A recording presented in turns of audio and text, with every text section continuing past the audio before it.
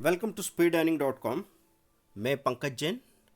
आज बहुत ही काम के टॉपिक पे बात कर रहा हूँ। टॉपिक है best mutual fund for SIP. देखिए, बहुत सारे लोग ऐसे होते हैं जो डायरेक्ट इक्विटी मार्केट में काम करते हुए घबराते हैं। तो शुरुआत का सबसे अच्छा तरीका है कि वो म्यूचुअल फंड में सिस्टमेटिक इन्वेस्टमेंट प्लान के थ्रू इन्वेस्टमेंट करें। एसआईपी क्या होता है? हर महीने आप थोड़ा थोड़ा पैसा बाज़ार में लगाते हैं, तो इससे बाज़ार के उतार चढ़ाव की चिंता खत्म हो जाती है। इस टॉपिक में हम लोग बात करेंगे हर चीज़ समझने की। बेस्ट म्यूचुअल फंड्स कौन से हैं 2020 के लिए, top mutual funds, best performing mutual funds, best mutual funds in India, best SIP plans, best mutual funds to invest, top performing mutual funds in India, है ना ये। और जितने भी टॉप परफॉर्मिंग म्यूचुअल फंड्स हैं उनको कैसे ख़रीदा जाए, क्या चीज़ हम उनमें देखें तो हमारी घबराहट खत्म हो जाए, वो सारी चीज़ें आप यहाँ पे समझने वाले हैं। तो दोस्तों, सबसे पहले आपको हमारा साइट चेक करना है speedearning.com। वहाँ पे आप मार्केट के बारे में सब कुछ समझ सकते हैं, सीख सकते हैं। आप लोगों के सपोर्ट की वजह से 1.4 लाख सब्सक्राइबर्स हो गए और सारे ऑर्गेनिक सब्सक्राइबर्स हैं। और ये अकेला ऐसा हमारा यूट्यूब चैनल है जिसमें 1500 वीडियोस के आसपास है। और उससे आप म्यूचुअल फंड के बारे में, इक्विटी के बारे में, सब के बारे में मैक्सिमम सीख सकते हैं। Option, future. तो अभी लाइव ट्रेडिंग सेशन भी हमने शुरू किया है 999 में। 3 दिन तक आप हमारे साथ मार्केट में लाइव देखते हैं कि ट्रेड करने का एक सही तरीका क्या है। अब हम अपने टॉपिक पे चलते हैं। देखिए, ET money, economic times money करके वेबसाइट है जहाँ पे म्यूचुअल फंड का सबसे ज़्यादा सिस्टमेटिक एक्सप्लेनेशन है। वो अगर आपको एक बार ही समझ में आ गया तो आप म्यूचुअल फंड का डिसीज़न बड़े आसानी से ले पाएंगे। तो म्यूचुअल फंड में देखिए, जब आप म्यूचुअल फंड में पैसा लगाते हैं, अलग अलग टाइप से इसमें है large cap fund. Large cap मतलब जो बड़े स्टॉक्स में पैसा लगा रहे हैं। लार्ज कैप फंड ऐसे होंगे जिसमें रिस्क कम है तो रिटर्न कम है। फिर मिड कैप फंड होते हैं जो मिड कैप स्टॉक्स में पैसा लगाते हैं, मझोले स्टॉक्स, मतलब ना बहुत बड़ी कंपनी ना बहुत छोटी कंपनी, बीच की मझोली कंपनी में पैसा लगा रहे हैं। इसमें थोड़ा रिस्क बढ़ता है, थोड़ा रिटर्न बढ़ता है। फिर स्मॉल कैप, सबसे छोटी कंपनी में पैसा लगाते हैं। इसमें आपका रिस्क ज़्यादा है तो रिटर्न भी सबसे ज़्यादा है। जैसे बात होती है ना कि अगर एसआईपी में सबसे अच्छा रिटर्न लेना चाहते हैं और हमको पता है कि हम 5 साल से ज़्यादा, 10 साल से ज़्यादा इन्वेस्टेड रहने वाले हैं, तो सबसे ज़्यादा पैसा आपको स्मॉल कैप की एसआईपी में मिलने वाला है। फिर large and mid cap fund या मल्टी कैप फंड कैसे होते हैं, जिसमें लार्ज कैप और मिड कैप का मिक्सअप कर रखा है। लार्ज कैप का मिक्सअप इसलिए कि आपकी कैपिटल ज़्यादा सेफ रहे। मतलब समझो 70% लार्ज कैप में डाला है, 30% मिड कैप में डाला है। 30% मिड कैप में क्यों डाला है? क्योंकि उससे रिटर्न बढ़ जाए। पहली हमारी कंडीशन क्या है? हमारा पैसा सुरक्षित रहे। लेकिन दूसरी कंडीशन क्या है कि हम अपने पैसे को और तेज़ी से बढ़ाना चाहते हैं, उसके लिए थोड़ा रिस्क लेना चाहते हैं। तो इन्वेस्टमेंट के दो पैरामीटर्स होते हैं। एक तो होता है कि कैपिटल की सेफ्टी, दूसरा होता है अच्छा रिटर्न। तो सिर्फ रिटर्न को देख के डिसीजन नहीं लेते। कई बार जो नए लोग होते हैं वो ये सोचते हैं कि जब स्मॉल कैप में सबसे ज़्यादा पैसा मिलेगा तो फिर सारा पैसा स्मॉल कैप में क्यों ना डाल दें। तो छोटी कंपनीज में जब आप पैसा डालेंगे ना, गिरावट आएगी तो हो सकता है आपका 1 लाख रुपया आपको 40,000 देखने को मिले, जबकि लार्ज कैप में आपका 1 लाख रुपया 80,000 तक ही गिर पाएगा। तो जब गिरावट होगी उस वक्त स्मॉल कैप को झेलना आपके लिए मुश्किल हो जाएगा। इसलिए स्मॉल कैप फंड में आप लमसम पैसा डालने से हमेशा बचिए। इकट्ठा पैसा उसको बोलते हैं लंप सम। तो लंप सम जैसे 1 लाख पूरा डाल दिया, फिर बाज़ार गिरा, 40,000 दिखने लगा, तब आपको लगेगा कि मैं तो बहुत ऊपर ले लिया हूँ। अगर इसके बजाय एसआईपी की होती तो वही जो म्यूचुअल फंड की एनएवी कभी 10 रुपये थी, फिर गिर के 8 हो गई, तो 8 पे भी आपकी खरीदी हो रही है। हर महीने आप खरीद रहे हो। 6 पे भी खरीदी हो रही है, 5 पे भी हो रही है, 4 पे भी हो रही है, फिर वो 6 चला गया, 8 चला गया। तो कॉस्ट एवरेजिंग सही हो जाएगी। इसके बाद यहाँ पे एक और ये दे रखा category, by solution ELSS, equity linked saving scheme. ये टैक्स सेविंग के लिए स्कीम होती है जिसमें कम से कम 3 साल का लॉक इन होता है। तो टैक्स सेविंग के लिए आप अभी से, अगर आपको लगता है एक साल का 1,50,000 डालना है, तो अभी से 10,000 या 15,000 या 20,000 रुपये महीने की एसआईपी करके छोड़ दीजिए। सबसे अच्छा टैक्स सेविंग फंड कौन सा है, हम उस पर भी किसी वीडियो में स्पेशली बात करने वाले हैं। अब यहाँ पे बाय डाइवर्सिफिकेशन, डाइवर्सिफिकेशन किसको कहते हैं, विविधीकरण। एक ही थैली में सारे अंडे नहीं डालना है, ऐसे अलग अलग तरीके से डिस्ट्रीब्यूट करना है कि हमको हर तरफ का फ़ायदा मिले और हर तरफ की सुरक्षा भी मिले। तो multi cap, focused fund, value oriented और इंटरनेशनल फंड्स। अब इंटरनेशनल फंड्स में जैसे मोतीलाल ओसवाल का एफ है, जो नास्डेक में पैसा लगाता है, हमने उसमें इन्वेस्ट किया, हमको 32% तक का रिटर्न अभी दिखा रहा है। मतलब आप तो यूएस के मार्केट में पैसा नहीं लगा सकते, लेकिन वो फंड यूएस के मार्केट पे बेस्ड है। तो जो भी फ़ायदा फेसबुक को या एप्पल को या अमेजन.com को हो रहा है, आप देखते हैं कि इतनी बड़ी बड़ी कंपनी है लेकिन उनके शेयर आपके हाथ में तो नहीं आ रहे। तो एफ से आप उसका फ़ायदा उठा सकते हैं। आप सब्सक्राइब कर लीजिए, क्योंकि ये सारी चीज़ें जो अभी हम आपको जिक्र कर रहे हैं, इन पे डिटेल वीडियो बनने वाला है। और एक बार अगर वो समझेंगे और समझ में आने लगा तो आप हर रोज़ कम से कम हमारे 5 वीडियो देखेंगे, उसके बगैर आपको तसल्ली नहीं मिलेगी। सोने से पहले आप इतना देखना चाहेंगे क्योंकि उसमें आपको मज़ा आएगा। कभी कभी हम बेकार के मनोरंजन में अपना टाइम पास करते रह जाते हैं। अब देखिए यहाँ पे एक और बात हो रही है, बाय सेक्टर एंड थीम्स। एक तो डाइवर्सिफाइड फंड होता है जो सभी सेक्टर में पैसा लगाता है। यहाँ पे दिख रहा है आपको कि पर्टिकुलर सेक्टर में भी पैसा लगाने वाले म्यूचुअल फंड होते हैं। जैसे यहाँ पे दिख रहा है thematic dividend yield, sectoral banking, ये सिर्फ बैंक्स के शेयर खरीदता है। अब जैसे आपको लगा कि बैंकिंग सेक्टर अच्छा है, लेकिन आप कंफ्यूज्ड हो इस बात से कि कौन से बैंक खरीदूं, प्राइवेट बैंक खरीदूं या पीएसयू बैंक, एसबीआई लूं या एचडीएफसी बैंक लूं। फिर आप छोटी छोटी प्राइस वाले शेयर खरीदूं या बड़ी प्राइस वाले शेयर खरीदूं, कहीं कुछ गड़बड़ तो नहीं हो जाएगी, पीएनबी यस बैंक जैसी घबराहट होती है। तो ऐसे में आपने अगर बैंकिंग का म्यूचुअल फंड खरीद लिया तो उस म्यूचुअल फंड ने क्या कर रखा है, आपने तो दे रखा है 5,000 रुपये, लेकिन उस 5,000 रुपये में आपको 50 अच्छी बैंक्स का बकेट मिल गया, जो कि आप नहीं कर सकते थे।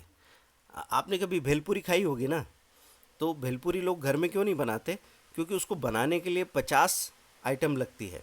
जब आप घर में ख़रीद के लाएंगे तो हो सकता है कि वो 10 रुपये की 20 रुपये की भेलपुरी बनाने के लिए आप 150 रुपये खर्च कर दें। लेकिन वो बंदा जो बिज़नेस कर रहा है वो उसमें हर तरह की चीज़ थोड़ी थोड़ी थोड़ी थोड़ी डालता है, और उससे जब 100 लोग 500 लोग 1000 लोग खरीद के खाते हैं तो वो आराम से अफोर्ड कर सकता है चीज़ों को। तो यही बात है यहाँ पे कि आप बैंकिंग फ़ंड ले लेते हैं तो किसी पर्टिकुलर बैंक का स्टॉक लेने से बेटर है। अब इसमें अगर आपको स्टॉक चुनना अच्छी तरीके से आता तो आप म्यूचुअल फंड से ज़्यादा कमा सकते थे, लेकिन स्टॉक चुनने में आपसे गलती होती तो म्यूचुअल फंड से बहुत बड़ा नुकसान आप कर सकते हैं।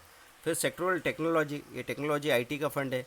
फिर सेक्टोरल इंफ्रास्ट्रक्चर का फंड है, तो इंफ्रास्ट्रक्चर सेक्टर काफ़ी नीचे था, इसमें अगर कोई एसआईपी करके रखे तो काफ़ी चांसेस बनते हैं कि आगे हम अच्छा पैसा बना लें।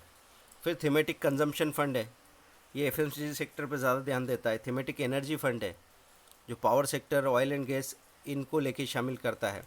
सेक्टरल फार्मा फंड है, फार्मा फंड ने सबसे अच्छा परफॉर्मेंस दिखाया अभी। पीएसयू मतलब पब्लिक सेक्टर एंटरप्राइज। फिर थीमेटिक एमएनसी फंड है, और ये इस तरह के सारे फंड आपको यहाँ पे देखने को मिल रहे हैं। अब हम लोग चलते हैं यहाँ पे, देखो ये सारी चीज़ें invest in top mutual fund category, mutual fund investment ideas, यहाँ पे स्टडी करने को बहुत कुछ आपको यहाँ पे मिलने वाला है। तो हम लोग कोशिश क्या करते हैं, हम लोग आपको ऐसे सिखाने की कोशिश करते हैं कि आप हम पे निर्भर न रहें, बल्कि जो जितना सीखना चाहता है, जितना सीख सकता है, उस गति से सीखे। यही हमारी हमेशा कोशिश रहती है। टॉप सर्च्ड फंड कौन से हैं, read more about ELSS mutual fund, large cap mutual fund, small cap mutual fund, liquid mutual fund, overnight mutual fund, ये सारा आपको इनकम टैक्स सेविंग स्कीम्स के बारे में दिख रहा है, टूल्स एंड कैलकुलेटर्स के बारे में दिख रहा है। तो अब हमारा टॉपिक क्या था, इस वीडियो में हम जानना चाह रहे हैं best SIP mutual funds. Click किया हमने, तो सबसे खूबसूरत बात है यहाँ पे कि ये पिछले 3 साल या 5 साल तक का कैलकुलेशन बता रहे हैं। ये मंथली SIP ऑफ 10,000 इन्होंने एक आंकड़ा लिया।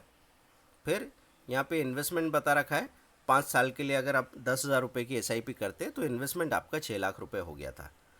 अब यहाँ पे इन्होंने जो बता रखा है, एक्सिस ब्लू चिप फंड, अलग अलग तरीके से सारा डिटेल बताया हुआ है ना।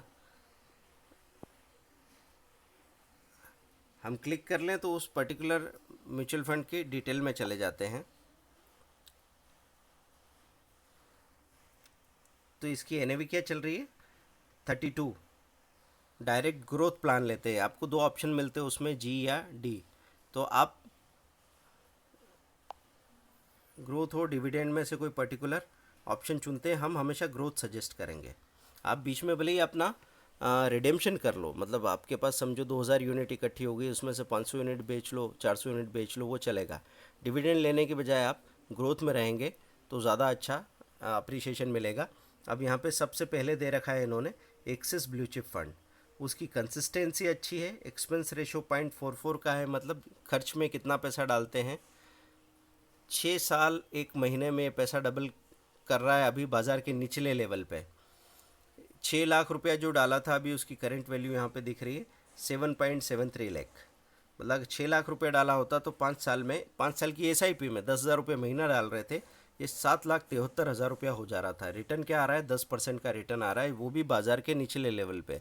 12,000 के लेवल पे देखते निफ्टी को, या सेंसेक्स 40,000 के लेवल पे, तो ये यहाँ से और 5% ऊपर का रिटर्न नज़र आता था।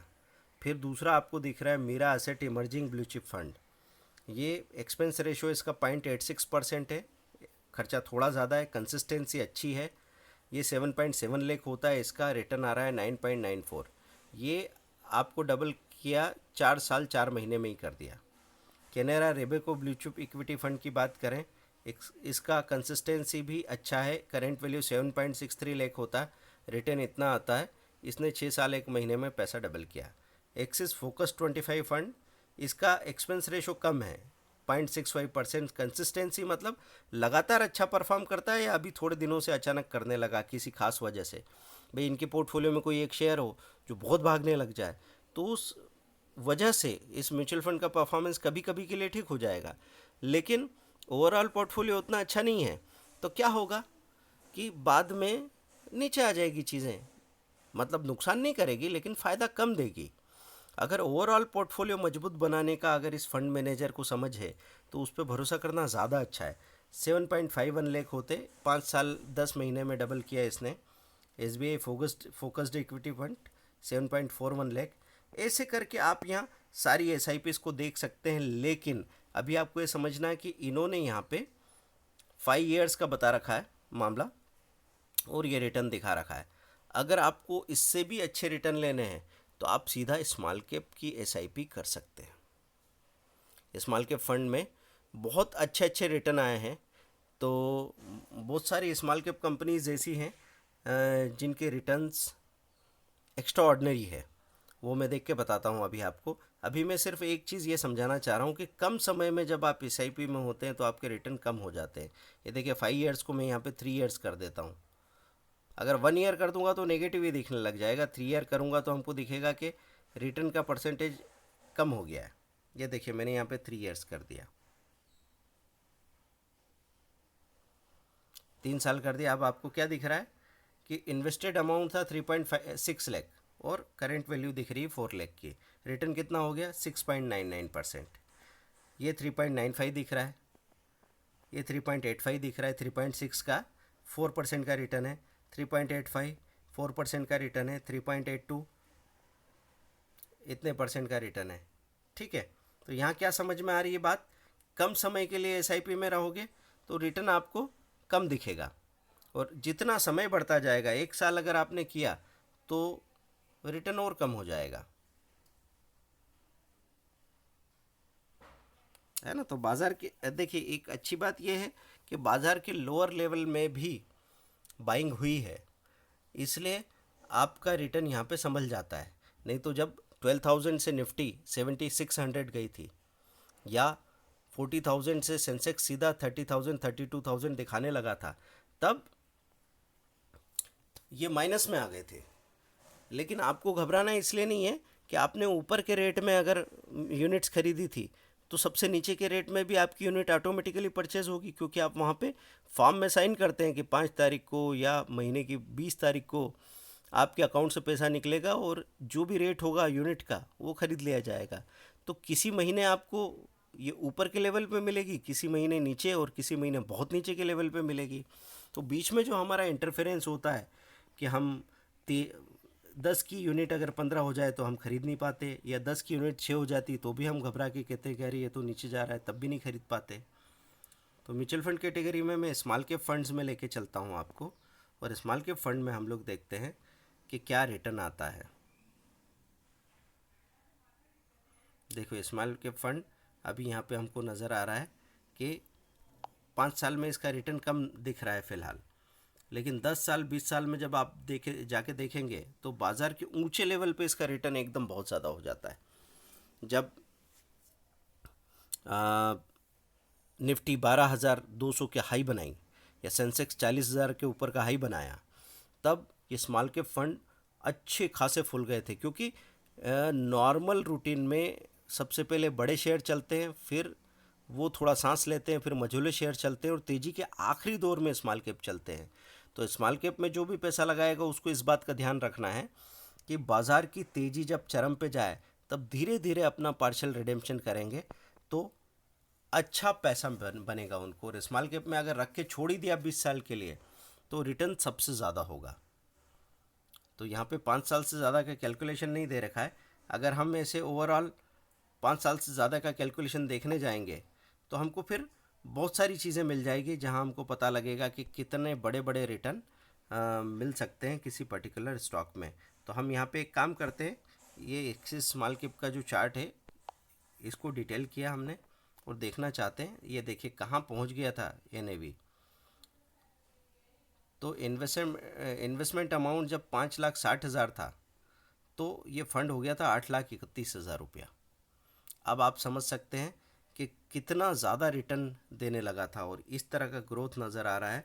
तो स्मॉल कैप फंड में आपको अच्छा खासा पैसा मिल सकता है। अगर हमको ऐसा लगे कि नहीं, हमको तो डर भी लग रहा है और थोड़ा लालच भी है, क्या करें, तो आप ऐसा कर सकते हैं कि जैसे आपके पास 10,000 रुपये हैं तो 6,000 रुपये तो आपने लार्ज कैप SIP में लगा दिया जो हम पीछे देख रहे थे, और 4,000 रुपया आपने स्मॉल कैप फंड में लगा दिया, और ये कॉम्बिनेशन चलने दीजिए। तो क्या होगा कि जब बाज़ार में गिरावट होगी तब लार्ज कैप फंड कम गिरेगा तो आपको तसल्ली देगा, स्मॉल कैप उस वक्त ज़्यादा गिर जाएगा। लेकिन जब बाज़ार बढ़ेगा तो लार्ज कैप फंड जो रिटर्न देगा उससे कई गुना ज़्यादा रिटर्न स्मॉल कैप फंड देगा। और अगर आप 10 साल के लिए यहाँ रहने वाले हैं इस इन्वेस्टमेंट में तो फिर कोई दिक्कत ही नहीं है। अब आप सोचें कि सर 10 साल का पता नहीं, हम तो बीच में अगर कुछ बुरा समय आ गया तो आने दो बुरा समय, कोई प्रॉब्लम की बात नहीं है। ये देखिए रिलायंस निपॉन का स्मॉल कैप फंड ये सबसे बड़ा परफॉर्मर था। इसका भी चार्ट आप देखेंगे आपको समझ में आएगा कि अच्छा खासा हायर रिटर्न यहाँ पे इस लेवल पे था। ये देखें 5,60,000 का 7,09,000, इस तरीके से इसने पैसा दिया है, अच्छा पैसा बना था। तो इसकी मंथली SIP कर सकते हैं, मंथली नहीं तो दूसरे ऑप्शन भी होते हैं, उसको भी आप चाहें तो चेंज कर सकते हैं कि मंथली के बजाय वन टाइम लमसम किया होता तो क्या बनता। तो वन टाइम लमसम में हम चाहो तो फिर अमाउंट भी चेंज कर दें, 1,00,000 रुपये इकट्ठा डाला होता तो क्या होता।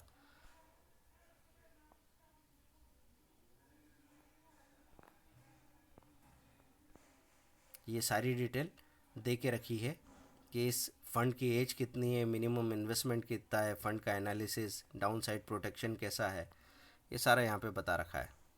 इन्वेस्टमेंट स्ट्रेटेजी क्या है, ये अपने आप में कमाल की वेबसाइट लग रही है म्यूचुअल फंड की स्टडी के लिए ख़ास तौर से। तो दोस्तों हमेशा आपको इस तरह का अच्छा नॉलेज हम लोग शेयर करते रहेंगे और उसको सीख के आप काम कर सकते हैं। वीडियो को आप शेयर करें, सब्सक्राइब करें, लाइक करें और कमेंट ज़रूर कीजिए। आपके जितने कमेंट होंगे उतना ही रैंकिंग में इस वीडियो को मदद मिलती है, और जितना हमको रैंकिंग में मदद मिलती है उतना ही हम आपके लिए बेहतर काम करना चाहते हैं। तो दोस्तों कमेंट्स चाहिए, आप सवाल पूछिए, सवाल का अब हम लोग पर्सनली जवाब देने के लिए पूरा प्लानिंग किए हैं। तो आपको वहाँ पे भी सॉल्यूशन मिलेगा, और आपके सवालों पे अगर ज़रूरी होगा तो एग्जाम्पल के साथ नए वीडियो भी बनने वाले हैं। तो ये म्यूचुअल फंड को अगर ठीक ढंग से स्टडी किया तो स्टॉक मार्केट पे आपका भरोसा लगातार बढ़ता चला जाता है, और स्टॉक मार्केट में कौन से अच्छे शेयर है उनको खरीदना, कैसे खरीदना है, कैसे ट्रेड करना है, कैसे स्विंग ट्रेडिंग करनी है, उसमें भी म्यूचुअल फंड की स्टडी से काफ़ी मदद मिलती है। Thank you very much. आप मेंबर हो सकते हैं, ज्वाइन बटन प्रेस करेंगे हमारे चैनल पे तो 59, 159, 799 की मेंबरशिप है। जितना बड़ा मेंबरशिप आप अफोर्ड कर सके उतना ही ज़्यादा फ़ायदा है। 5500 का ये वीडियो कोर्स, अलग अलग वीडियो कोर्सेज है। तो आप ऑप्शन के लिए, निफ्टी या बैंक निफ्टी के लिए, फ्यूचर के लिए, कमोडिटीज़ के लिए, या इंट्राडे इक्विटीज़ के लिए, सब के लिए अलग अलग कोर्स है। 5500 रुपया दे के कम से कम साल का 2 लाख रुपया फ़ायदा बनाया जा सकता है। ये एक सिंपल सी बात है, बाकी सब समझने के अलावा 10 बड़ी स्ट्रेटेजीज़ आती हैं आपके पास, और 50-60 छोटे छोटे वीडियो आते हैं जो आपके कंसेप्ट क्लियर करें। Thank you very much. और 70,000 6 मंथ का जो डिटेल ट्रेनिंग है वो तो अपने आप में सबसे बड़ी चीज़ है। उसको सीखते सीखते कम से कम 2 लाख रुपए की रिकवरी एक ट्रेडर करता ही है, लेकिन वो देखना है आपको कि आपके लिए वो कंफर्टेबल है क्या। नहीं है तो पहले छोटा कदम उठाइए। अगर भरोसा नहीं होता है तो जाहिर बात है आप पहले छोटा कदम उठाइए, उसके बाद में आप बड़े कदम के बारे में सोचें। Thank you very much. Bye.